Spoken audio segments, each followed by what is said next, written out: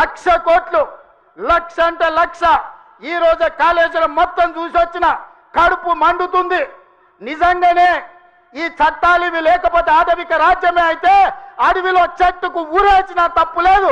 1,00,000 కోట్ల రూపాయలు గోదావరిలో మంట కలిపినందుకు పేరు మారుస్తువి, ఊరు మారుస్తువి, అంచనాలు మారుస్తువి, 1,00,000 కోట్లు దిగమింగుతువి. కాళేశ్వరం అని కడితే 3 ఏళ్లలోనే కూలేశ్వరం అయిపోయింది. దీనికి చెట్టుకు ఉరేసిన పాపం లేని తప్పులు చేస్తే అయినా ప్రజాస్వామ్యాన్ని నమ్మే మేము ఈరోజు సిబిఐ విచారణకి ఇచ్చినాం తప్ప చెట్టు కట్టేసి కొట్టలేదు. అదే నిజాం సర్కార్ అయితే ఇట్లా తప్పు చేసిన వాళ్ళు ఊర్లో కోదండం వేసి లాగులో తొండలు ఇడిచి తిరిగింది కల్లో కొట్టేటోళ్ళు ఇట్లాంటి తప్పులు చేసిన వాళ్ళు. కానీ కాంగ్రెస్ పార్టీ కార్యకర్తల ప్రభుత్వం మంచిది కాబట్టే ఈరోజు ఇవన్నీ చేయలేదు. ఇవి చేసినందుకు పాపాల భైరవుడు రావాలనా? దేనికోసం రావాలి? మళ్ళా కొడుకును ముఖ్యమంత్రిని చేయడానికి, అల్లుని మంత్రిని చేయడానికి, సారాలో సోడా పోసేటోని రాజ్యసభ చేయడానికి, బిడ్డకు ఎమ్మెల్సీ చేయడానికి పాపాల భైరవుడు రావాలనా? దేనికోసం రావాలయ్యా నేను అడుగుతున్నా. ఈ కరీంనగర్లో ప్రజాపాలన పోవాలంటుండు ఒక దళిత బిడ్డ అట్లూరు లక్ష్మణ్, లేచి నిలబడి లక్ష్మణ్, ఒక దళిత బిడ్డను ఎమ్మెల్యేని కాదు ఇవాళ మంత్రిగా చేసినందుకు పార్టీ ఓడిపోవాలన్న జగిత్యాలలో ఇవాళ పొన్నం ప్రభాకర్ ఒక బలైన వర్గాల బిడ్డను మంత్రిని చేసినందుకు ప్రజాపాలన పోవాలనా? ఒక ఆది శ్రీనివాసును విప్పు చేసినందుకు ప్రజాపాలన పోవాలనా? ఓ విజయ రమణారావును విప్పు చేసినందుకు ఈరోజు ప్రజాపాలన పోవాలనా? శ్రీధర్ బాబు గారి నేతృత్వంలో నడుస్తున్న ఈ ప్రభుత్వం ప్రజాపాలన పోవాలనా? మిత్రులారా మీరు చెప్పండి. కరీంనగర్ జిల్లాలో 3 మంత్రులు 2 విప్పులు ఇచ్చినందుకు ఈ ప్రజాపాలన దిగిపోవాలనా?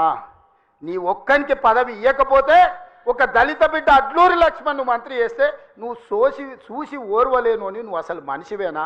గింత అసూయ, గింత ద్వేషం ఎవరికైనా ఉంటుందా కడుపులా? ఇంతకాలం ముసుగు తొడుకొని బతికాడు. ఈ నాళ్ళకు ఆ ముసుగు తొలగిపోయింది. కడుపు నిండా విషమే. విషమున్నోడు ఇవాళ కడుపులో కత్తులు పెట్టుకొని కౌగిలించుకుంటారు. చూస్తున్నాం. ఆయన ప్రభుత్వం వస్తాడంటే ఈయనకు పదవి ఇస్తాడంట. నీకున్న ప్రతిపక్ష హోదా ఊడగొట్టకపోతే నా పేరు మార్చుకుంటా బిడ్డ కేసీఆర్. 2023లో నిన్ను ఓడగొట్టిన, 2024లో నీకు గుండు సున్నా ఇచ్చిన, సర్పంచ్ ఎలక్షన్లో పాతరేసిన, మున్సిపల్ ఎన్నికల్లో ఉప్పు పాతరేసిన, జూబ్లీ హిల్స్ కంటోన్మెంట్లో నీకు గోరి కట్టిన, వచ్చేసారి ఆ గోరి మీద మా కాంగ్రెస్ పార్టీ కార్యకర్తలు జెండా ఎగరేస్తారు. ఇదే నా సవాల్ కాంగ్రెస్ పార్టీ కార్యకర్తల తరఫున. చూసుకుందాం కేసీఆర్, నువ్వు నేను వచ్చే ఎన్నికల్లో నువ్వా నేనా? ప్రజాపాలన పాపాల భైరవుడా? మా కాంగ్రెస్ పార్టీ కార్యకర్తల లక్షలాది మంది 10 ఏళ్ళు కేసులు కట్టుకొని జైలుకు పోయి ప్రాణాలు వదిలి ఊపిరి బిగబట్టి జెండా మోసి అధికారంలోకి వస్తే పాపాల భైరవుడు రావాలి, ప్రజాపాలన పోవాలి అని మాట్లాడడానికి నీకు సిగ్గెట్లొచ్చిందని నేను అడుగుతున్నా మనిషిని.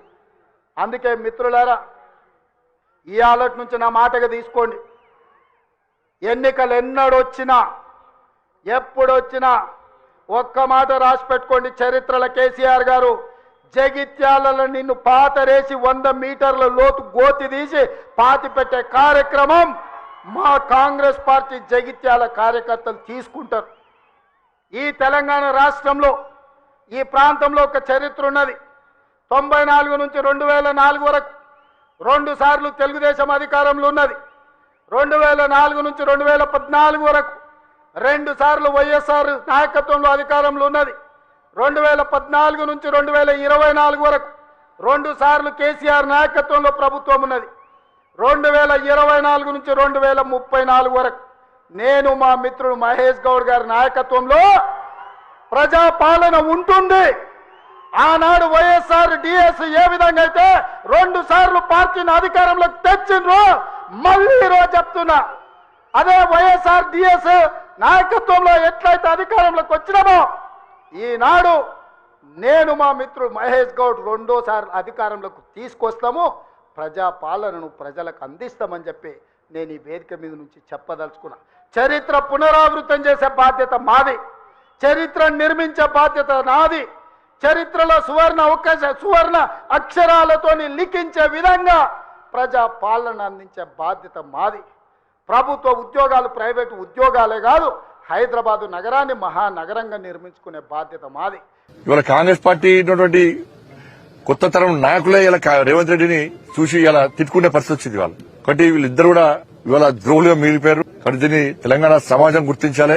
ఇవన్నీ పక్కబెట్టి ఈ ప్రజల దృష్టి మళ్లించడానికి ఇద్దరు తిట్టుకుంటారు. ఎవరెవరు? ఇటు రేవంత్ రెడ్డి గారు, ఇటు కేసీఆర్. నువ్వు చావాలంటే నేను చావని అంటున్నాడు. ఇది అబద్దాల కూర అని చెప్పి రేవంత్ రెడ్డి గారు కేసీఆర్ అంటే ఎదవా దరిద్రుని ఏం తిరుగుతున్నాడు. ఇవాళ భాష కాదే, వీళ్ళిద్దరు భాష కాదే. ఇవాళ మీరు ఇద్దరు కాదు, ఇవాళ మీ సావుల వల్ల ఇవాళ తెలంగాణ ప్రజలు చచ్చిపోతున్నారు. తెలంగాణకి ఏం దరిద్రం, మీరిద్దరు దరిద్రం తెలంగాణకి. మీకు ఆ రాహుకేతు స్టోరీ తెలుసు కదా మీకు. రాహుకేతుది ఎందుకంటే అమృతం కోసము రాక్షసులు దేవతలు క్షీరసాగర మదనం చేస్తారు. చేస్తుంటే సూర్యచంద్రుల మధ్యలో రాక్షసుడు వస్తాడు. రాక్షసుడు వచ్చి దేవత రూపంలో వచ్చి కూర్చుంటే ఈ విషయాన్ని గుర్తించినటువంటి సూర్యచంద్రులు ఏం చేస్తారు? విష్ణుమూర్తికి సమాచారం ఇస్తారు. మోహిని రూపంలో ఉన్న విష్ణుమూర్తి వచ్చి ఆ రాక్షసుని అమృతం తీసుకున్న తర్వాత ఆ గొంతులో ఉన్నటువంటి అమృతము కడుపులోకి పోకుండా ఉండాలని చెప్పి ఆలోచనతో సుదర్శన శక్తితో తల నరికేస్తాడు. అందుకే పైన తల రాహు అవుతాడు, మొండెం కేతు అవుతాడు. రేవంత్ రెడ్డి రా అంటే రాహు కేతు రేవంత్ రెడ్డి, కేసీఆర్ కే అంటే కేతు కేసీఆర్. ఇదే దరిద్రం తెలంగాణ. రాహు కేతులకే మారిపోయారు. ఈ శని పోవడానికి ఇలా తెలంగాణ సమాజం పూజలు చేస్తున్నారు. మా బతుకులు ఇట్లా ఆగమైతాయి, దరిద్ర బతుకులు అయిపోయినాయి, మా భిక్ష బతుకులు అయిపోయినాయి చెప్పని. కాళేశ్వరం చెప్పి నేను రాష్ట్ర ముఖ్యమంత్రి గారిని కోరుతున్నా. కాళేశ్వరము 1,00,000 కోట్ల స్కామ్ జరిగిందా, 9,000 కోట్ల స్కామ్ జరిగిందా? ఫస్ట్ దాని క్లారిటీ. కాళేశ్వరం ఏటీఎం గతంలో కేసీఆర్ గవర్నమెంట్ లో కాళేశ్వరము కేసీఆర్ కుటుంబానికి ఏటీఎం లెక్క మారింది వాస్తవం. ఈ రోజు కూడా మళ్ళీ చెప్తున్నాం, ఈ రోజు కాంగ్రెస్ పార్టీ కూడా ఏటీఎం లెక్క మారింది కాళేశ్వరం. సిబిఐకి ఏం లెక్క రాసినాడు? మేడిగడ్డ సుందిల్లా అన్నారం బ్యారేజ్ లో అక్రమాలు జరిగినాయని చెప్పి, ప్లానింగ్ విషయంలో అన్నింటిలో అక్రమాలు జరిగినాయని చెప్పి 9,000 కోట్ల రూపాయలు స్కామ్ జరిగిందని చెప్పి సిబిఐకి లెక్క రాసినావు. నువ్వు ఎలక్షన్ ముందు చేసినావు 1,00,000 కోట్ల స్కామ్ జరిగింది అంటున్నావు. మొన్నటి దానికేనేమో కాళేశ్వరం ఎందుకు వణికినాడు రాష్ట్ర ముఖ్యమంత్రి, అది గోదావరిలో ఉడకపోయినట్టు అని చెప్పన్నాడు. ఇప్పుడు మళ్ళీ యూటర్న్ తీసుకున్నాడు. ఇప్పుడు తీసుకొని 9,000 కోట్ల స్కామ్ అంటున్నాడు. మిగతా ఏమైనట్టు పైసలు ఇంకా మోటార్లకు మోటార్లు 300 కోట్లు ఒక్క మోటారు. ఒక్కొక్క మోటార్ను 1,600 కోట్ల వరకు వచ్చారు ఒక్క మోటార్. అంటే ఒక్క మోటార్కు 13,000 స్కామ్ జరిగింది. మోటార్ల విషయంలో అది వేరే కంటికి వరకు వచ్చారు. నువ్వు 1,00,000 కోట్ల స్కామ్ కాళేశ్వరం స్కామ్ జరిగిందని చెప్పక సిబిఐకి 9,000 కోట్ల రూపాయల స్కామ్ జరిగిందని చెప్పి లేఖ రాస్తే మేము పిచ్చలమైంది. నువ్వు రాయి 1,00,000 కోట్లు ఎందుకు రాస్తావు? గోదావరి కొట్టుకోబోతున్నావు. మలవై దొంగలు పడ్డారు, కుక్కలు పడినట్టు మొన్న ఎప్పుడో జరిగింది. ఇప్పుడు ముఖ్యమంత్రికి ఇప్పుడు ఇక ఈయన పెట్టిన మీటింగ్ ఆయన పోటీ పడతాడు, ఆయన పెట్టిన మీటింగ్ ఈ పోటీ పడతారు. ఇద్దరు తిట్టుకుంటారు, టైం పాస్ చేస్తారు. కానీ 1,00,000 కోట్ల స్కామ్ జరిగింది, ఏటీ లెక్క మారిందని మేము అంటున్నాం. కానీ 9,000 కోట్ల స్కామ్ మాత్రమే జరిగిందని చెప్పి రేవంత్ రెడ్డి ప్రభుత్వం రేవంత్ రెడ్డి గారు అంటున్నారు. కాబట్టి 1,00,000 కోట్ల మీద విచారణ జరపడా, 9,000 కోట్ల మీద విచారణ జరపడా రాష్ట్ర ముఖ్యమంత్రి స్పష్టం చేయాలి. కాబట్టి ఈ రెండు పార్టీలు ఒకటే, ఈ రెండు పార్టీలు ఒకటే. ఏంటంటే వీళ్ళ అవినీతికి వాళ్ళు ప్రోత్సహిస్తున్నారు, వీళ్ళ 6 గ్యారెంటీల మీద వాళ్ళు ప్రశ్నించే ప్రయత్నం చేస్తలేరు. ఒక్క కేసీఆర్ కుటుంబం మీద ఒక్క విచారణ జరపడం ఇంతవరకు ఒక్కరి మీద కనీసం చర్య తీసుకున్న పాపనాలు పోలేదు. నీకు చదవాలని చెప్పు, 1,00,000 కోట్లు స్కామ్ జరిగినా కూడా నాకు రాసే దమ్ము లేదు, కేసీఆర్ కుటుంబాన్ని మీద విచారణ జరిపే దమ్ము లేదని చెప్పి ఒప్పుకో, ముక్కుని ఎలాగ రాయి. కాబట్టి ఈ విషయంలో ఇవాళ తెలంగాణ సమాజం జాగృతమైంది.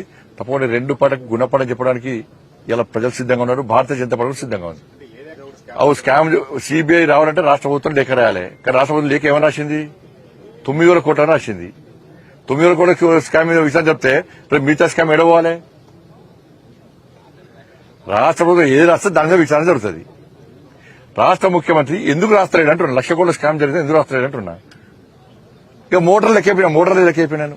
ఆ రేవంత్ రెడ్డి రాష్ట్ర లేఖలు మొత్తం బహిరంగపరుస్తాం. మేము కూడా ఇంటింటికి కరపత్ర లెక్క వస్తాం. ఇగో 1,00,000 కోట్ల స్కామ్ జరిగినట్ట, కేసీఆర్ ను రేవంత్ రెడ్డి కుమ్మక్కయ్యారు, ఇగో కేవలం 9,000 కోట్ల స్కామ్ జరిగిందట, మీ దాంట్లో పైసలు చంపారని చెప్పి చెప్తాం. మేము కూడా చెప్తాం. మేము పిచ్చలమే, మాకు తెలిసి ఏం చేయాలన్నది. సిబిఐ రాసిండు.